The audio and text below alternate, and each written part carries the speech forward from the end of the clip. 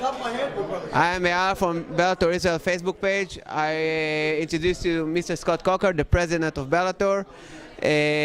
First of all, before I beginning this interview, I want to thank you and thank Viacom, thank Bellator for coming to Israel.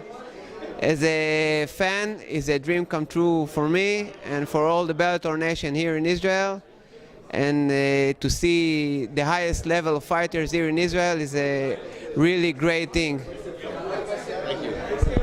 Yeah, it's third year in a row, and it's really, really big for everyone. Now I want to ask you the first question. How do you feel here to come back to Israel? Yeah, I'm really excited. I mean, I think that the quality of the fight card is going to be just like a fight card we do anywhere in the planet, actually in the United States or in the UK or Ireland. So it's a big fight card, as you know. And it's nice to see the progression of MMA here in Israel. Like when I came here 4 years ago actually, to start scouting, only one gym. That was Paradis gym. There's only one gym. Now I heard there's a lot of gyms, a lot of activity, and I think that we help, to grow the sport here in Israel. So I think we've done a lot of good work, and I look forward to seeing the quality of the undercard fights on tomorrow night's fight card. Yeah, there is a big fights here, and all the level of the Israeli fighters and all the fighters here in the card is the top notch. Everyone wants to be in the same card. This is the best card ever in Israel, and we are so excited. One thing I want to ask you, is there already a date for next year? I'll confirm that, but I think that we have a date for next year. But I'll confirm that, Okay, thank you. It's really exciting. And thank you very much for the information. It's so great that Bellator has another date for next year. And it's so great. And one of the best things about Bellator, as we see it, is all the young stars. AJ McKee, Adam Boritzes, Aaron Pico, all these stars. What do you think is the right way to develop them? When you talk about the young fighters, we give them opportunities to test themselves, and we put them in a good situation to where they can, test their skills. And at the end of the day, sometimes it works out, sometimes it doesn't. But, we scour the planet for the best talent available, and we bring them in, and then we test them out. So when you look at Bellator's roster, it's built by great scouting and finding all these young guys, as well as buying free agents from the top down. So I always look at our roster like we had a very healthy roster to begin with, and then we build from the bottom up, and then we buy from the top down, and that's the Bellator roster today. Okay, yeah, that's real. The roster has young stars, has great fighters from top to bottom. All the fighters is coming and is doing, and I think that this question that I will ask now is one of the things. This year, Bellator did a landmark deal with the Zone, and I wanted to ask you how the Zone and how this streaming service, how it will develop Bellator, and how much change it will give for the next years. That's a very sizable deal. It was, a big financial impact to the company, which allows us to buy more free agents, spend more money cultivating the free agency. I mean, the young guys coming up, and hiring more staff, more scouts, more digital, more social, more PR, more events, more production, better production. It just really, taking the company to the next level. So it's perfect. It's a perfect complement, because when you think about the linear TV with Paramount or here with Ego Total, and then you have the Zone having the tournament for the welterweight division, which I think is one of the best welterweights in the world. then you have a balance of streaming, OTT, and linear TV. So I think that's the balance, and I think it's a healthy balance moving into the future.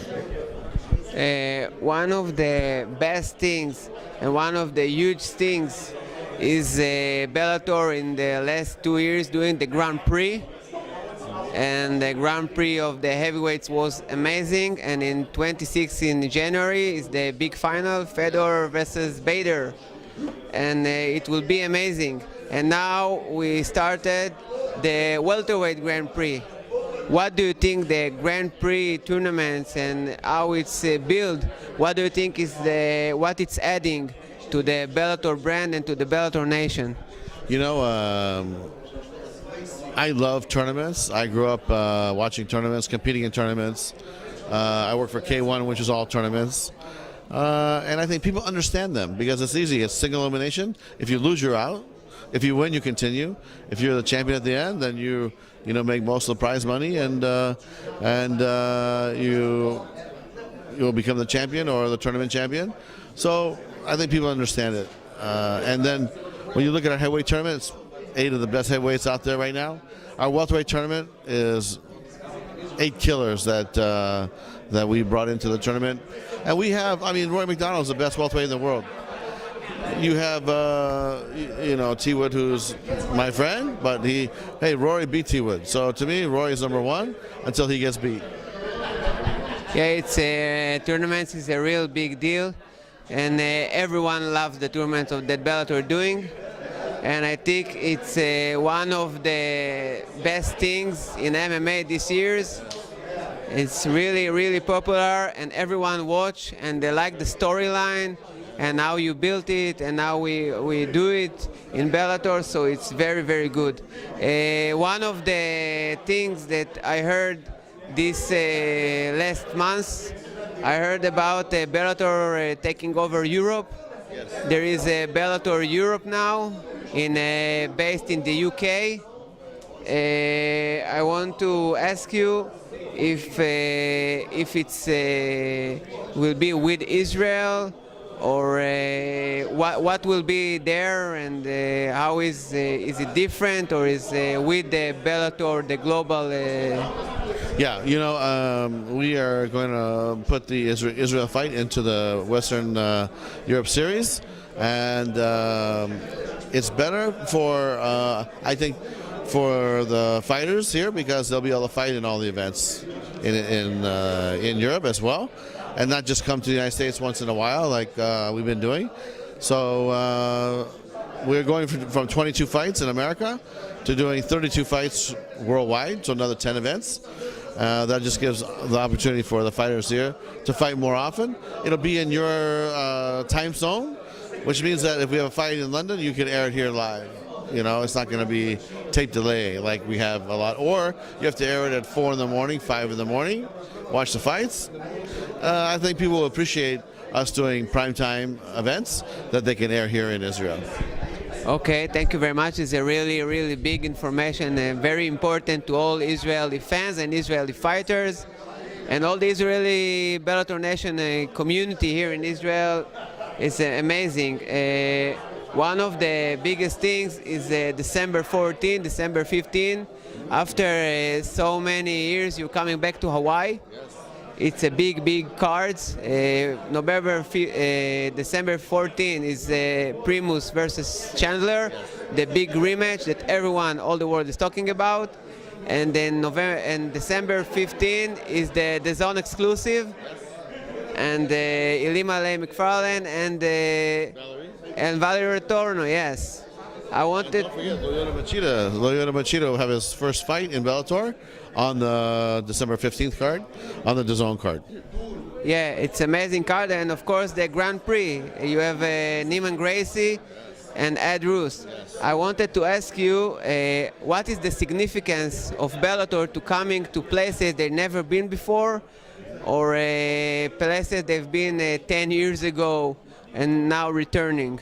Yeah, Bellator has never been to Hawaii, and no major MMA company has been there for over 12 years now, since Pro Elite XC days. And I think the people of Hawaii are excited and looking forward to our fight card. And I said, look, if we're going to go there, let's not just do one, let's do two. And Friday night is free for the troops. Saturday night is open to the public. And when you put those two fight cards together, come on, if you're a fight fan, you could go to both nights, and check it out. Well, what else could you ask for? It's going to be unbelievable. And as a fan, you get to watch it, Friday and Saturday night on TV. It's going to be spectacular. I want to ask one more thing about the digital world of Bellator.